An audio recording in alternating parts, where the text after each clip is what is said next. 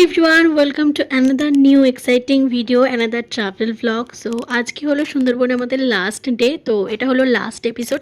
Ready হয়ে একেবারে তোমাদের সাথে ব্লগটা স্টার্ট করলাম।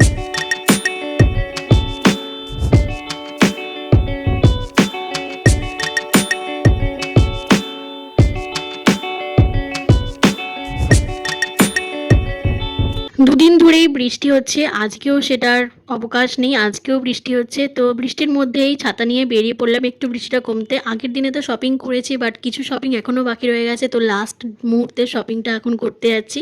তারপর শপিং করে এসে খেয়ে নিলাম চা, যেটা বাবা বাইরে থেকে এনেছিল, কারণ বোটেই দেবে আজকে চা। তো বৃষ্টি হওয়ার জন্য এখনও বোট তো যেতে পারিনি, সবাই বোটের মধ্যে। এই ছিল আমাদের 2 রাত 3 দিনের রুম, যেটা আমি আগের ফার্স্ট ভিডিওতেই রুম টোর দিয়েছি। তারপরে বৃষ্টি কমতে চলে গেলাম বোটেতে, এবার শুধু বাড়ির উদ্দেশ্যে যাওয়ার পালা। তার আগে একটা টুরিস্ট স্পট আমাদের বাকি আছে, সেটা হচ্ছে লোকনাথ বাবার মন্দির, সেটা হয়তো আমাদের দেখাবে। আর একটা টুরিস্ট স্পট ছিল, যেটা হচ্ছে জঙ্গল সাফারি, বাট এত বৃষ্টি হয়েছে তো জঙ্গল সাফারিটা আমাদের ক্যান্সেল করতে হয়েছে। তারপরেই আমাদের জন্য টিফিন চলে এলো, আর আজকের টিফিনে ছিল কচুরি, আলুর দম আর পান্তুয়া। খাওয়া দাওয়ার ভিডিও আমি শর্টসে অলরেডি আপলোড করেছি, সেখান থেকে তোমরা চেক করে নিও। তারপর একটা চকলেট খেয়ে নিলাম, চকলেট লজেন্স খেয়ে নিলাম, যেটা আমার ব্যাগেতে ছিল। তো তারপরেই চলে এলো আমাদের লাস্ট একটা টুরিস্ট স্পট, যেটা হলো লোকনাথ বাবার মন্দির। বাট ওখানে আমি যাইনি, কারণ প্রচুর কাদা হয়েছিল দেখে আমি আর বেরোইনি, তো বাকিটা গিয়েছিল।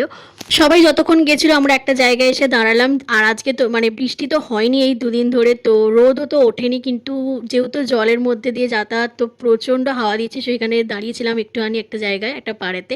তারপর একটু বোটের সামনে এসে বসলাম, কারণ আজকেই তো লাস্ট ডে। আর বোটের সামনে বসতে কিন্তু দারুণ লাগে, যারা সুন্দরবনে গেছে তারা জানে প্রচুর হাওয়া দেয়, আর রোদ না ওঠার জন্য প্রচণ্ড হাওয়া দিচ্ছিল। তারপরেই চলে এলো আমাদের জন্য সুন্দরবনের স্পেশাল আমুদি মাছ ভাজা, যেটা সুন্দরবনে গেলে খেতেই হবে। তো আজকের মতো টুরিস্ট স্পট শেষ, কারণ একটাই দেখার ছিল, সেটা হচ্ছে লোকনাথ বাবার মন্দির। আর জঙ্গল সাফারি তো ক্যান্সেল করা হয়েছে, তো এবার যাচ্ছি সোনাখালীর উদ্দেশ্যে। সেখান থেকে আমাদের জন্য বাস করাই আছে, যে বাস আমাদের এনেছিল সেই বাসই আসবে। তো সেখান থেকে একেবারে ডিরেক্ট আমাদের ওই বাড়ির সামনে নামাবে, যেখান থেকে আমরা উঠেছি। এরপর আমরা বসে পড়লাম লাঞ্চ করতে, আর আজকে স্পেশাল ছিল ইলিশ বিরিয়ানি, যেটা আমি শর্টসে আপলোড করেছি। তারপরে এত জোরে বৃষ্টি এলো, দেখো তোমরা দেখেই বুঝতে পারছো যে ওয়েদারটা কীরকম হয়ে গিয়েছে। বৃষ্টির মধ্যে আর তো উপরে কিছু করার নেই, আর প্রচণ্ড ঝাপটা আসছিল, তাই চলে গেলাম নিচেতে বসে বসে আমরা সবাই মিলে একটুখানি তাস খেলছিলাম। আর তাস খেলতে খেলতেই ডাক এলো যে ব্যাগপত্র গুছিয়ে নেওয়ার, কারণ সোনাখালী প্রায় আমরা চলেই এসেছি। তার মধ্যেই আমাদের দিয়ে গেল কোল্ড ড্রিঙ্কস, যেটা একদমই কোল্ড ছিল না, কোনো রকম ঝাঁঝি ছিল না, তো যাই হোক খেয়ে নিয়েছি। আর এই যে আমাদের ব্যাগপত্র গোছানো রেডি, সোনাখালীও আমরা চলে এসেছি। তারপর নেমে আমরা চলে গেলাম সোজা বাসের উদ্দেশ্যে, আর বাস আমাদের ওই সোনাখালীর বাস স্ট্যান্ডে দাঁড়িয়েছিল। বাসে উঠে পড়েছি, আর এখান থেকে সোনাখালী থেকে এখন আমাদের বাড়ি পৌঁছতে প্রায় 5 ঘন্টা মতন লাগবে, দেখাচ্ছে 5 থেকে 5.5 ঘন্টা। ঝট করে তোমাদের একবার এই টোটাল কস্ট আমি বলে দিই। তো আমরা যেখান থেকে বাসে উঠছিলাম, আমাদের বাড়ির কাছ থেকে, সেখান থেকে পুরো সোনাখালীর উদ্দেশ্যে নিয়ে যাওয়া, সোনাখালী থেকে বোট অবধি খাওয়া দাওয়া, ঘোরানো, সুন্দরবনে ঘোরানো, বোটের খরচ, থাকা খাওয়া সমস্ত কিছু নিয়ে আবার বাসে করে 3 দিন পরে ফিরিয়ে দেওয়া, যেখান থেকে আমরা বাসে উঠেছিলাম, এই টোটাল কস্ট আমাদের পড়েছিল 3600 টাকা পার হেড।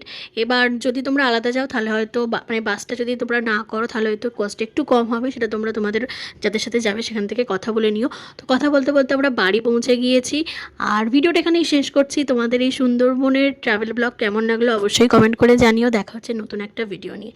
টাটা।